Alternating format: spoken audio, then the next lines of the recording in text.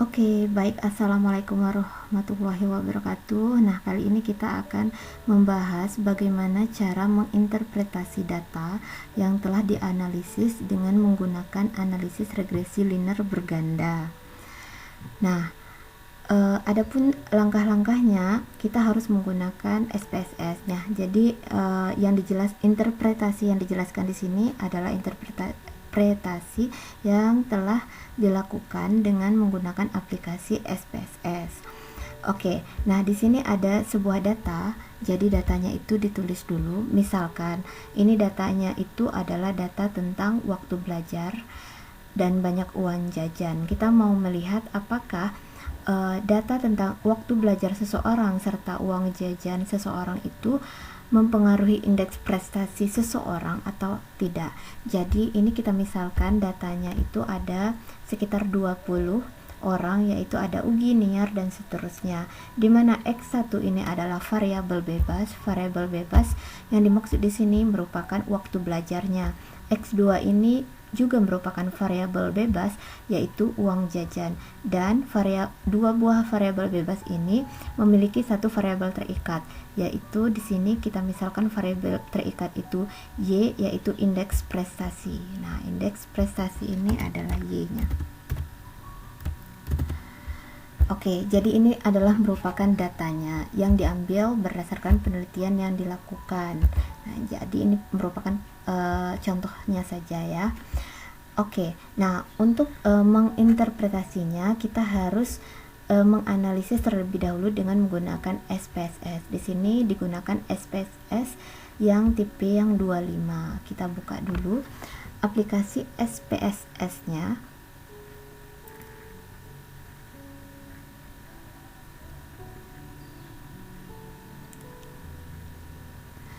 Oke, jika sudah terbuka seperti ini, yang ini di close saja. Nah, di sini terdapat dua bentuk data, ada data view, ada variable view-nya. Kita ambil yang pada bagian variable view-nya. Nah, di sini kita ambil yang X1 karena ada 3 variabelnya, kita tulis ketiga-tiganya. Ada variabel X1, variabel X2, dan variabel X3. Oke, nah kita kembali ke data sebelumnya. Kita lihat di X1 variabelnya itu X1 datanya itu berupa bilangan bulat, artinya tidak ada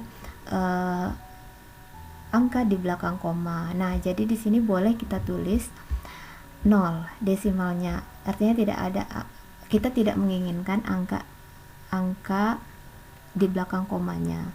Tapi kalau menginginkan angka di belakang komanya juga boleh, misalkan nanti dibuat di sini desimalnya 1.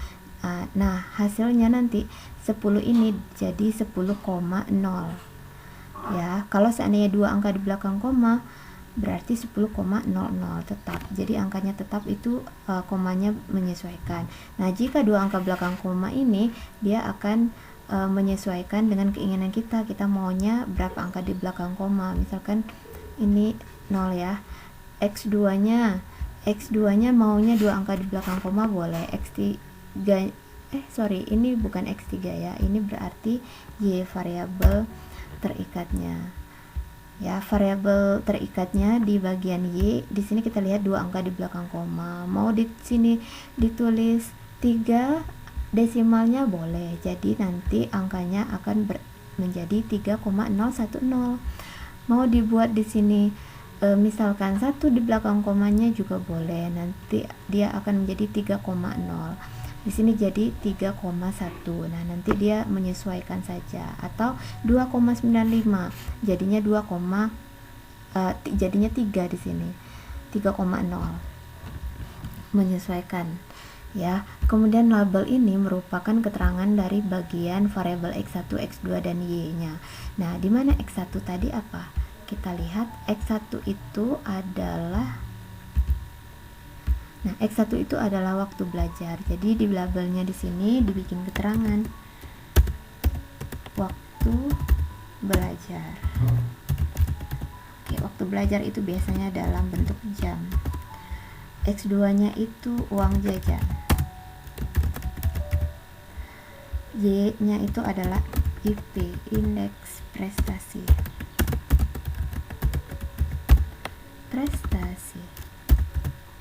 Atau IP.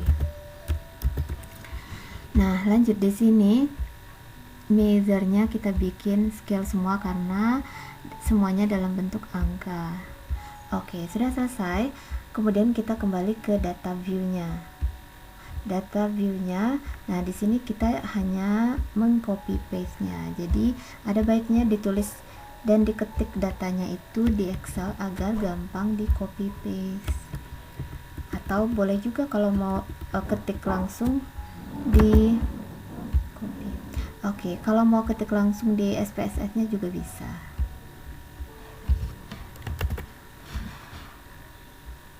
Nah, sekarang datanya sudah kita copy ke bagian data view, kemudian baru kita analisis. Klik analyze, kemudian regression, kemudian linear.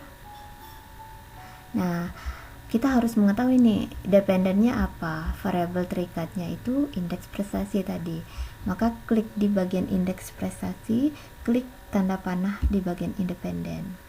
Kemudian waktu belajar itu merupakan independen variabel bebasnya. Kita klik, dan uang jajan. Jadi ada dua variabel bebasnya. Oke. Jika udah selesai, jangan lupa di sini enter ya. Pastikan dia metodenya enter. Oke, di sini kita klik OK. Nah, kita klik OK, maka di sini telah tampil data hasil analisisnya. Jadi ada beberapa bentuk tabel. Nah, jadi tabel ini akan kita interpretasikan atau akan kita cari maksud tabel ini apa sih sebenarnya. Nah, jadi kita harus mengetahui nih maksud dari tabel yang terbentuk dari analisis regresi berganda. Nah, tabel yang ini merupakan tabel yang terakhir koefisiennya. Nah, akan kita jelaskan di bagian di sini. Nah, jadi di copy aja nih. Ini sama dia bentuknya. Oke. Nah, ini kan hasilnya kita copy. Ingat ya, di sini bentuknya sama 1,872. Kita cek. Kalau kita pastikan dia sama 1,872 dan seterusnya. Ya, jadi data yang tadi setelah di analisis di copy paste. Nah, ini langsung di copy paste di sini. Ya. Nah, caranya sudah selesai, kita interpretasikan. Dimana nanti kita akan mencari 4 hal. Ya, mengetahui 4 hal. Yang pertama, bagaimana persamaan regresi yang terbentuk. Yang kedua, apakah ada pengaruh tidak antara X1 terhadap Y. Antara X1 tadi merupakan X1 tadi merupakan waktu belajar. Ada nggak pengaruh waktu belajar terhadap indeks prestasi seseorang? Yang kedua, uang jajan.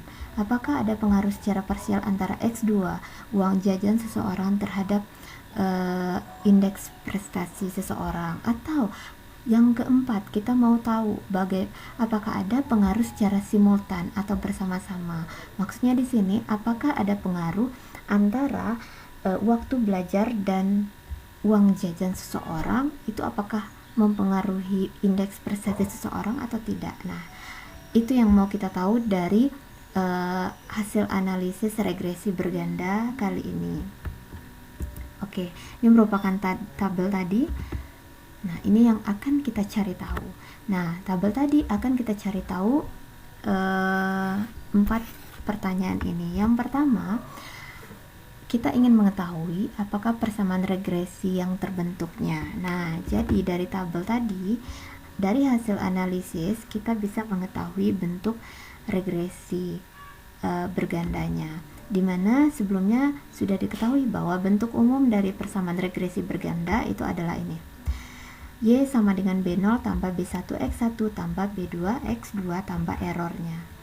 Sehingga dari tabel di atas dapat diketahui bahwa persamaan regresi yang terbentuk adalah Y sama dengan B0. Kalau di sini bagian konstantanya konstan, yaitu 1,872 ditambah X1 X1 di sini kita lihat X1-nya itu adalah, nah yang ini kalau tidak ada angka berarti 0 ya, 0,104 X1, dan uang jajan kan di bagian X2 tadi ya, 0,19 X2. Jadi ini merupakan bentuk umum dari persamaan regresinya, bentuk persamaan regresinya.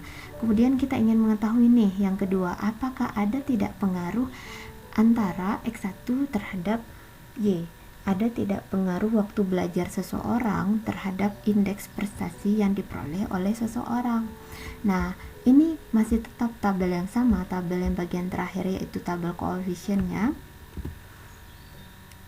Nah, tapi kita harus mengetahui nih, untuk mengetahui apakah X1 berpengaruh secara signifikan, bisa diketahui ada namanya uji T.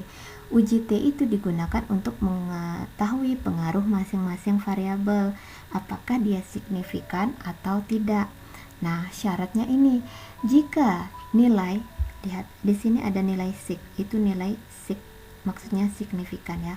Jika nilai signya itu kecil atau kurang dari 0,05, artinya pengaruh signifikan, artinya ada pengaruhnya. Jika nilai signya di sini besar dari 0,05, artinya dia pengaruhnya tidak signifikan atau pengaruhnya hanya sedikit saja. Atau bisa jadi tidak berpengaruh sama sekali, ya. Oke. Diketahui nilai signifikan dari X1. Kita lihat X1 itu merupakan waktu belajar. Nah, nilai signifikannya atau signya itu adalah 0,000. Nah, 0,000 ini besar atau kecil dari 0,05? Tentu kita tahu bahwa 0,00 itu kurang atau kecil dari 0,05.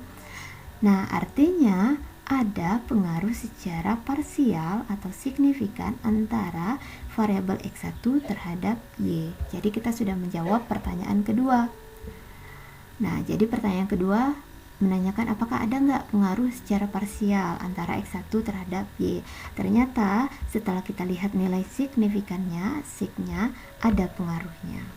Oke, next kita lanjut yang ketiga. Pertanyaannya, apakah ada tidak pengaruh secara parsial antara X2 terhadap Y? Nah, di sini kita harus melihat bagian tabel yang X2, yaitu banyak uang jajan. Lihat langsung ke signya. Ini adalah artinya 0,236. Sesuai dengan ketentuan sebelumnya, 0,236 itu apakah besar atau kecil? Nah, itu adalah kecil ya, kecil dari 0,05.